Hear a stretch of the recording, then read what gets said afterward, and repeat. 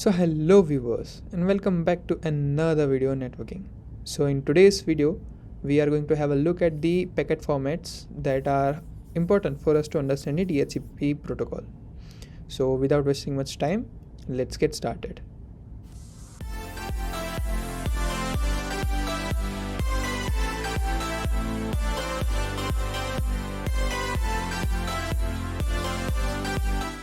So this is the usual content that we follow in all of our videos.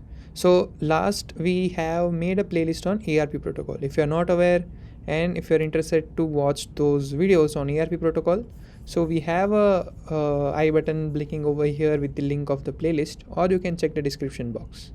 Now in last video we have covered these 3 points where we have seen the introduction, why we need and how it works, where we had a basic overview of DORA process that is very important for us to understand the DHCP protocol. Now we'll take the one step ahead and we'll see the packet formats for the DHCP. So now let's start our discussion with the packet formats. So in DHCP we are not having more packets. We just need to follow and remember this one packet that you are seeing on your screen right now.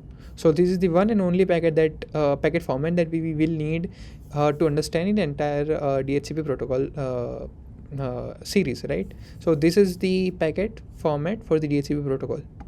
Now let's get the understanding of each and every field. So first, this is called OP field, or you can also call it as an operation field, right? Or message type. So basically this is 1 byte value and it represents either of these two, boot request or boot reply. So that goes by DHCP request or DHCP reply. But yeah, those are these two types of request, and the values are 1 and 2. Then the next 1 byte is hardware type, or you can also call it as an H type. Now this represents the Ethernet address type. So mostly this is Ethernet address, or you can also call it as a MAC address that will be given over here as in what is this client hardware address, right?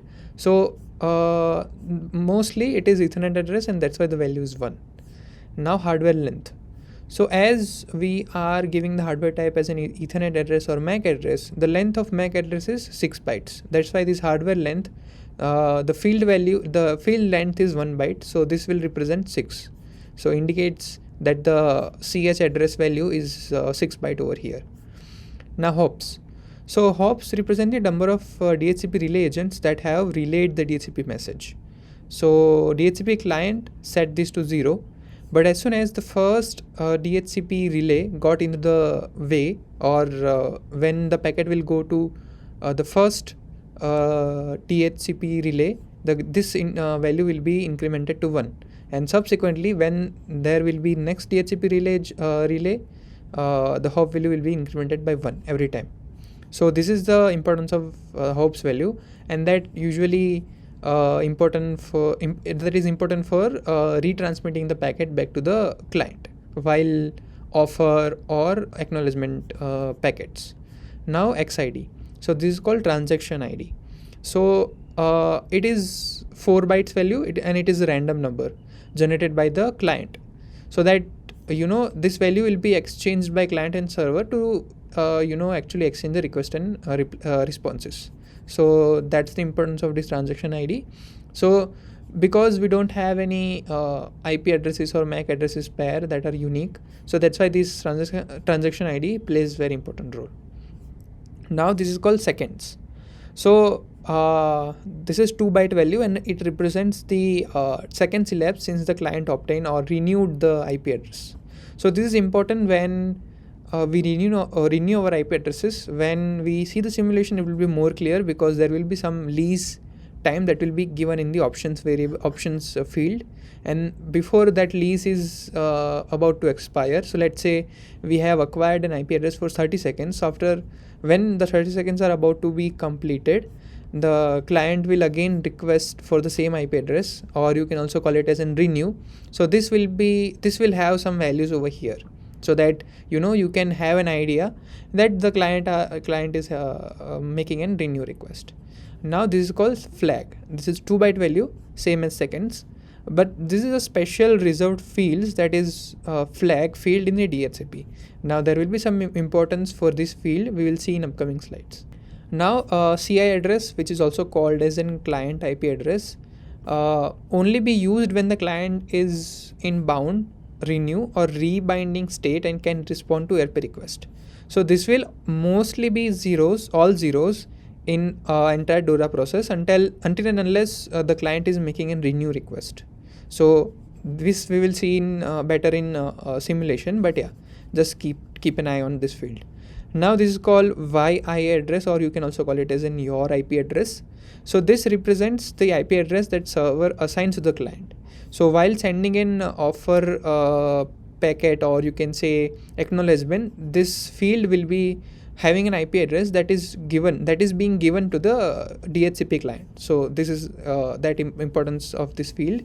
Now this is called server IP address, this field, and all of these are 4 bytes of fields, right?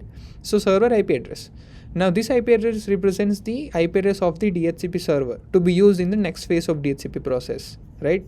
So that's why this source or not source, this server IP address is importance. Now gateway IP address.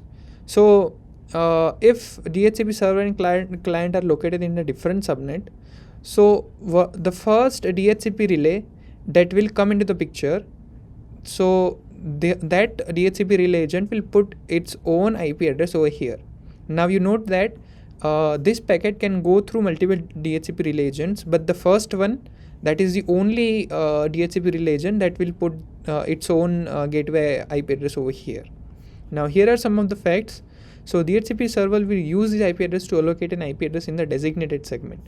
So by looking at this IP address, the DHCP server might have a different pools configured in its process, so that we will see when we are simulating this entire DHCP protocol inside Cisco Packet Tracer, and that will be more clear to you when what I mean by pool basically, or you can also call it as in scope, right? So yeah, that is there. And DHCP server will use this address to send a DHCP offer message or any other messages. So yeah, that will be used by DHCP server to send reply messages, and then the first DHCP relay agent will broadcast that packet. Now this field does not change if packet goes through multiple DHCP relay agent, as I said earlier, and only the first DHCP relay agent will have its address here, so that when DHCP server will reply back, it will know that this is the gateway address, that was the exit point for the packet, and this is where the client is located. So then later on, when the DHCP relay agent gets this package, it will broadcast it through own local address. So that's why the gateway IP address is very important over here. Now rest of the fields goes like this. So first is CH address, or you can also call it as in client hardware address, which is mostly the MAC address of a client when hardware type is equals to 1 and hardware length is equal to 6. So 1 and 6 will be here. At that time, CH address is MAC address. This field must be filled with the 48-bit MAC address, and that is only applicable when hardware type is 1 and hardware length is 6. Mostly it is 1 and 6, but it can change. So then this is the server name, or name of the server from which client obtain its configuration. This is optional field actually, and if this is set, it must be a string value ending with the 0. So that's the way how this field should be filled. Now file. So this will be the boot file for the DHCP clients set by the DHCP server. This is also optional field. If this is set, it must be a string value ending with the 0, same as this server name. Now that this field is very important. If let's say our machines are does not have any IP address, does not have any operating system, but we might have a file of boot file link over here, so that when machine gets the IP address, it also try to boot the file from this file field over here. Now this is not used in most of the cases, because right now we are already having, all the devices will already have an operating system. But yeah, that can be done with this field over here. Now options. So this is an options variable fields, and it can be used for so many purposes.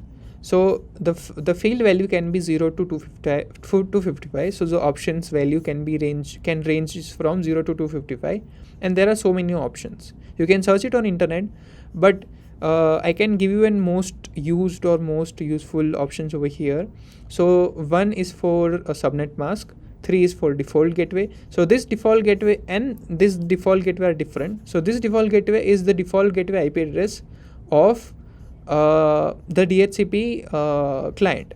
So that means we configure IP address, subnet mask and default gateway in our own machine. So this default gateway represents that DNS server. So this is the DNS server that will be assigned to the DHCP client. Lease time. Lease time is very important, as we said earlier. So this is also sent in the option fields. Message type and DHCP server ID for 54. So these are the mostly used options, but there might be another options ranging from 0 to 255. You can feel free to search it out on the Google or internet. So yeah, that's the complete overview of DHCP packet format. So yeah, I hope you have got the idea about the packet format of the DHCP protocol. So we'll meet in the next video and explore the packet formats or more in the detail and the packet flow for 2 cases actually. So the first case is when DHCP server is in the same network, and the second is when we are using the DHCP relay agent. So subscribe to our channel if you don't want to miss that video. And in the upcoming videos, we'll also explore the CPT simulation, Cisco Packet Tracer, and we'll also explore the NS3, that how we can configure DHCP protocol in NS3 and how we can collect the data out of it and how we can see the packet captures and all of that stuff. So we'll meet in the next video. Till then, keep learning and keep exploring.